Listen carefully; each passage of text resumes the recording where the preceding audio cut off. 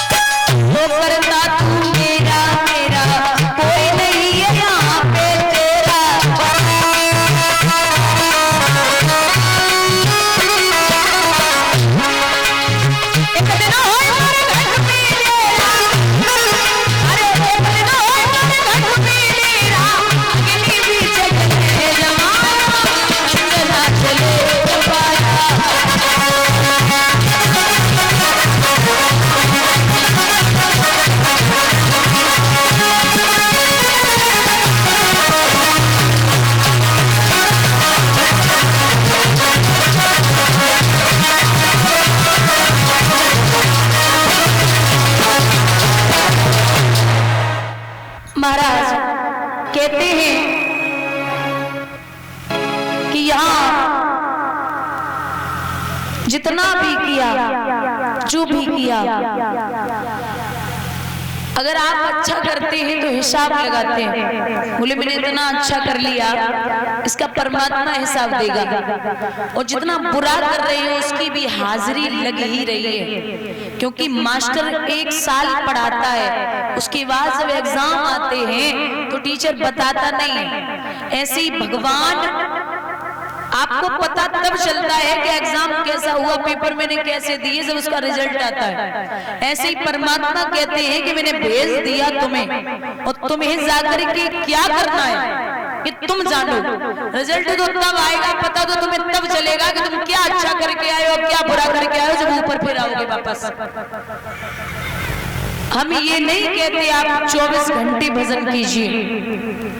महाराज परमात्मा ने 24 घंटे दिए, आप उसमें 30 घंटे काम करिए, 23.5 घंटे जो भी आपको निपटाना है वो निपटाइए, लेकिन कम से कम 30 मिनट तक एकांत में बैठ करके आप भगवान का भजन जरूर कर लें। क्योंकि आपको बता दें दादा, भजन और भजन और भोजन हमेशा एकांत में ही अच्छा लगता है। अब तो कलयुग के लोगों को अगर देखो ना तो वो पता है क्या करते हैं। आपने पशुओं को कभी बैठ के भोजन करते नहीं देखा होगा। पशु जो होता है ना वो बैठ के नहीं खाता, वो खड़े होके खाता है। और इंसान कभी शादी विवाह में जाइए तो इंसान पूरे ग्राउंड के चक्कर लगाता प्लेट लेके। मैं इतनी बड़ी हो गई हूँ, गिनती से 4 बार गई हूँ किसी भी निमंत्रण में। जैसे कोई बाहर कर रहा है गार्डन वगैरह में शादियां, तो मैं जाती नहीं हूँ। अगर जाऊंगी तो 5 मिनट बैठूंगी और निकल लूंगी, क्योंकि वहां ऐसा लगता है जैसे इकट्ठे सब लगे पड़े, एक दूसरे का चेहरा देख रहे, कौन क्या कर रहा है, कैसे खा रहा है। हम ये नहीं कहते कि ये बंद हो जाए, मुझे फर्क नहीं पड़ता। बाकी आप ये देखिए कि भारत देश की संस्कृति है, यहाँ पशुओं वाला काम इंसान कर रहे हैं। पहले जब शादियां होती थी, आप बताइए माताओं, शादियां होती थी तो शादी में नाचने वाले बाहर के होते थे और खाना बनाने वाले घर के होते थे। अब नाचने वाले घर के, खाना बनाने वाले। पहले लोग खाते थे घर में और सोच क्रिया करने बाहर जाते थे, अब खाए रहे बाहर और सोच क्रिया घर में कर रहे। बोलिए गोविंद भगवान की ये हालत हो चुकी है। आप किसी बड़े आदमी के घर जाएं जिसे बहुत रईस समझते हो आप, तो उसके घर कभी जाना। पहले अगर कोई गरीब की झोपड़ी बनाता था तो उस पे भी स्वागतम, राधे राधे, वेलकम और चौपाइयां लिखता था। लेकिन अब जितना बड़ा घर होगा लोग उस दरवाजे पर लिखेंगे कुत्तों से सावधान। अब उनको पता कौन समझाए कि अगर आप लिख भी रहे हो कुत्तों से सावधान तो उसका मतलब क्या हुआ, अंदर इंसान तो रहते ही नहीं। हम सच्चे वैष्णव तब हैं, हम सच्चे वैष्णव या सनातनी तब हैं जब हम लोगों के घर में या घर के बाहर या घर के अंदर एक तुलसी का पौधा होना बहुत जरूरी है। बोलिए गोविंद भगवान की। आप हमेशा याद रखिए, पूरे जीवन पर्यंत तक कथाएं सुने और वही मनोरंजन के हिसाब से चलते रहे। हाँ ठीक है, 7 दिन मनोरंजन हुआ और निकल लो, क्या फर्क पड़ता है, ऐसी भागवतें रोज होती है, फर्क नहीं पड़ता। आप समझिए अगर कोई अच्छा सा गाना हुआ, इशारा दिया, देख भाई अब ठीक है, आनंद आया तब भी, और ऐसे में बोलती रहूं ना तो बोर हो जाओगे। क्या कहां से लेके आ गए, पूरा पैसा बर्बाद हो गया है ना। तो कुछ चीजें सीखिए, हमेशा ये याद रखिए कि ये भागवत मनोरंजन नहीं है। दादा हाँ मैं मानती हूँ, अगर पूरे दिन ऐसे बोलती रहूंगी आप एक भी नहीं रुकेगा, कुछ तो हंसी मजाक थोड़ा करना जरूरी है। बाकी ये ठीक है, किसी भी कोई भी चीज में अब जिंदगी भर सीरियस रहना भी ठीक नहीं। हम सीरियस होने को तो नहीं आए, भगवान ने भेजा है तो अच्छा खुश रहिए, मस्त रहिए और कभी टेंशन ना हो। बाई चांस मान लो चिंता ना हो तो एक काम करना, परमात्मा से ये कहना कि क्या हुआ, तुम थक गए या मुझे थका दिया। चिंता करने की बात नहीं है। और अगर दुखी हो तो एक काम करना, जैसे आपको एक उदाहरण देती हूँ, जैसे आपके घर के बाहर 10 बच्चे हों, 10 और एक आपका भी बच्चा उन 10 बच्चों में खेल रहा हो, तो आपका मन हुआ टॉफी बिस्किट या प्रसाद आप सबको देंगे। सोचेंगे पड़ोसियों के ही तो हैं, बच्चे ही तो हैं, सबको देंगे।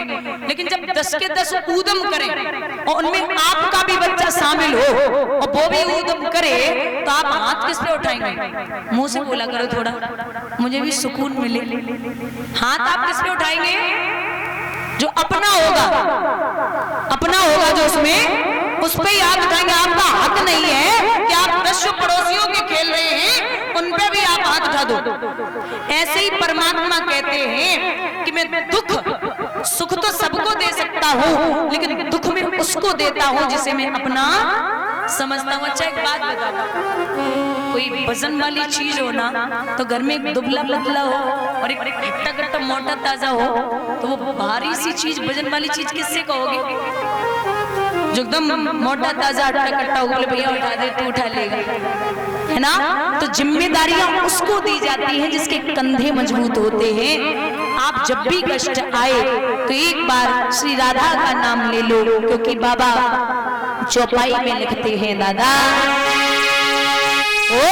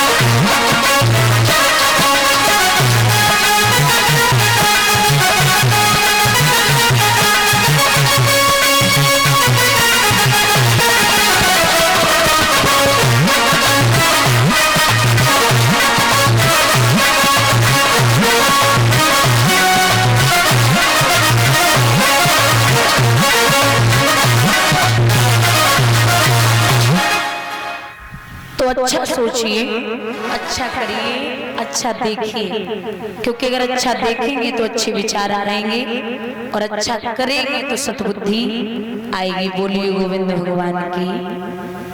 कल जो कथा का समय रहेगा वो 11 सवा